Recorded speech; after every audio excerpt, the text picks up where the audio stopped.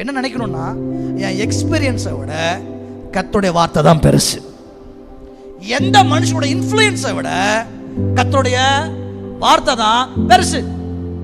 அதான் ராத்திரி எல்லாம் ட்ரை பண்ணாரு பேதுரு, ஒன்றுமே அகப்படல. ஆனா ஆண்டவர் சொல்றாரு, இப்ப போடு, வலதுபுறமா போடு. சொல்றேன், ராத்திரி எல்லாம் என்ன பண்ணிட்டேன், ட்ரை பண்ணிட்டேன். அது எக்ஸ்பீரியன்ஸ். அவங்க அந்த கடல் வந்து புதுசு இல்லை, ரொம்ப நாளா அது வந்து அங்கேயே கிடக்குறார்.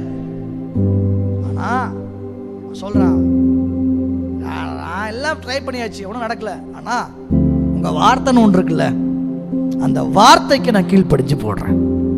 அவ்வளவுதான் விஷயம். ஹல்லேலூயா. அந்த வார்த்தையை முக்கியப்படுத்த வேண்டிய இடத்துல தான் டெம்ப்டேஷன் நமக்கு வரும். எக்ஸ்பீரியன்ஸு, இன்ஃப்ளூயன்ஸு, ஆலோசனைன்ற பேர்ல நம்மளை பெண்டு பண்றதுக்குன்னு சில ஆளுங்க இருப்பாங்க. வேற வழியா இருக்காது. அவங்க முகத்தை பார்த்து நம்ம என்ன பண்ணுவோம்னு கேட்டீங்கன்னா, கர்த்தருடைய வார்த்தை என்ன பண்ணிக்குவோம், பெண்டு பண்ற மாதிரி சோதனை வரும்.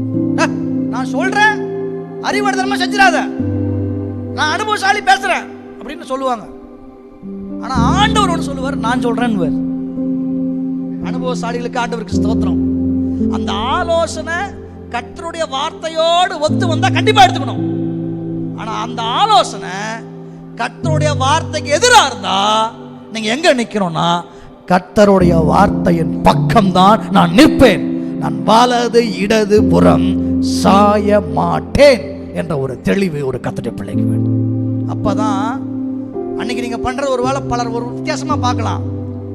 ஆண்டவர் ஒரு நாள் வரும்பொழுது உங்களை புத்திமானாக அந்த இடத்துல நிறுத்துவார்.